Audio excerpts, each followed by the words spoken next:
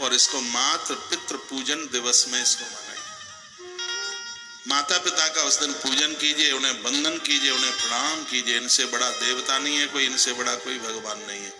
भले ही माँ 80 साल की है, तुम 60 वर्ष के हो, तो भी माँ के चरणों में 2 फूल रखना, उसके चरणों में वंदन करना, प्रणाम करना, मत्था टेकना, माँ बाबूजी को प्रणाम करना। जिनको माता पिता नहीं है वो मानसिक भाव से अपने माता पिता को वंदन करें, प्रणाम करें। ये मातृ पितृ पूजन वाला दिन 14 फरवरी को है। जरूर करना, जरूर वंदन करना, प्रणाम करना। मैं भी अपनी माँ को फोन लगाऊंगा, यदि फोन कोई उठा लेगा, कोई सुन लेगा तो करूंगा बात। आप भी अपनी माँ को वंदन करना, प्रणाम करना, पूजन करना। कल इसी पंडाल में दोपहर 12:30 बजे से लेकर के 1:30 बजे तक पूज्य आसाराम बापूजी के द्वारा स्थापित योग वेदांत समिति के तत्वावधान में 1 घंटे का मातृ पितृ पूजन इस पंडाल परिसर में कल होगा। 8 तारीख का कल ही है, हाँ? कल तो उसमें कल थोड़ा पहले से आप आ जाइएगा, मैं भी पहुंच जाऊंगा। पूरी दुनिया में 14 फरवरी को मातृ पितृ पूजन में बदलने वाला ये महापुरुष हुआ। चलो, ये देश की कुछ स्थितियां ऐसी रही हैं जिन्होंने इस देश के लिए कुछ किया है, उसके ऊपर बड़े संकट आए हैं, हम लोगों ने बड़ा बारीकी से पढ़ा है। मैं कोई ऐसा नहीं है कि मैं कोई पक्षपात वाली बात कर रहा हूँ, लेकिन ये बात बिल्कुल सही है। इस सनातन धर्म के लिए बापूजी ने बहुत कुछ किया है, इतना बड़ा योगदान किया है, सदियों तक इस योगदान को भुलाया नहीं जा सकता। कितनों की शराब छुड़ाई गई, कितनों का मांस भक्षण बेघर हो रहे थे, कितनों का जीवन बचाया, कितने लोग जिंदगी जीना सीखे। उन्होंने इतना कुछ किया है।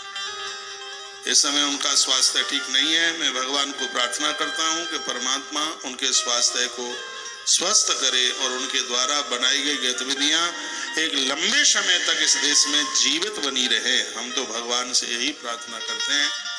जब भी कोई 14 फरवरी को माता पिता की पूजा करता है तो एक बार बापूजी की छवि उन लोगों के माथे में जरूर गूंजती है। ये तिथि, ये तारीख पूरे देश को इस महान संत ने प्रदानित की है और यह महापुरुष तो साक्षात भगवान ही इन रूपों में अवतरित होता है जो धरती का हर प्रकार से कल्याण करता है। तो कल योग वेदांत सेवा समिति के तत्वावधान में 12:30 बजे से 1:30 बजे तक 1 घंटे का जो कार्यक्रम है, मैं भी उस समय इधर ही होऊंगा और आप भी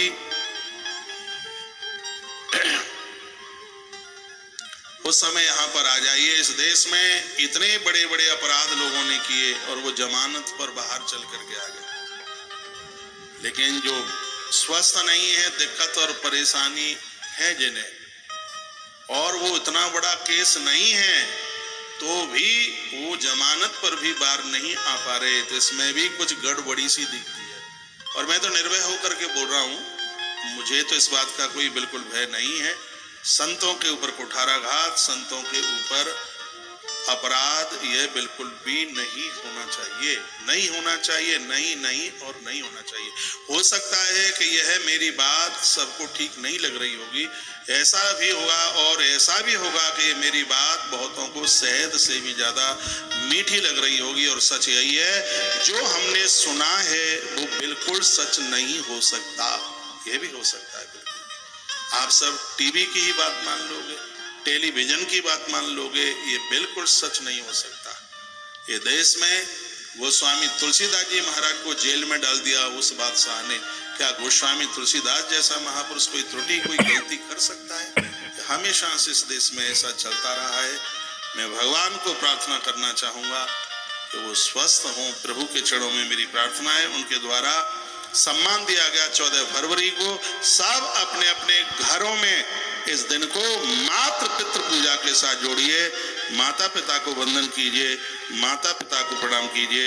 एक बार जयकारा लगाइए, बोल बांके बिहारी लाल की, श्री हनुमान जी महाराज की जय। जय श्री राम, जय जय श्री राम, जय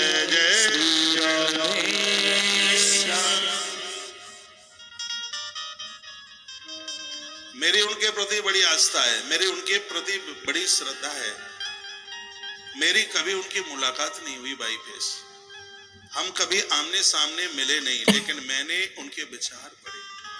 आदमी के विचारों की कदर होती है। उनकी एक किताब है यौवन सुरक्षा, इतनी सुंदर किताब है। मैं कितनी उनकी किताबों के नाम में बताऊं। ये देश को उन्होंने बहुत कुछ दिया है, और इतना दिया है कि ये देश उस दिए हुए से ऋण नहीं हो सकती, ये पक्का है। पांडालों में बैठने को जगह नहीं मिलती थी, और आज भी इस देश का सर्वेक्षण किया जाए तो बापू के शिष्यों की श्रद्धा में कहीं कोई कमी नहीं है।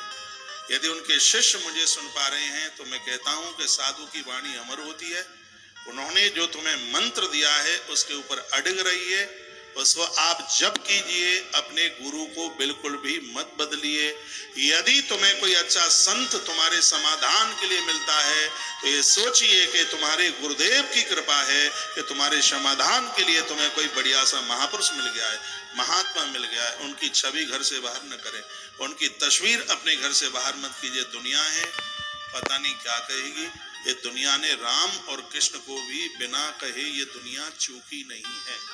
संसार का तो नियम ही ऐसा है, और ऐसी स्थिति परिस्थितियों में ही जो श्रद्धा बना करके रखता है वही तो शिष्य है। उनके अनुशासन में आपने जीवन जिया है, उनके अनुशासन में आपने अपनी जिंदगी जी है, तो उस अनुशासन की पर्दी से बिल्कुल बाहर जाना नहीं है। मुझे कथा में बहुत आगे चलना है, इसलिए मैं आगे बढ़ रहा हूँ।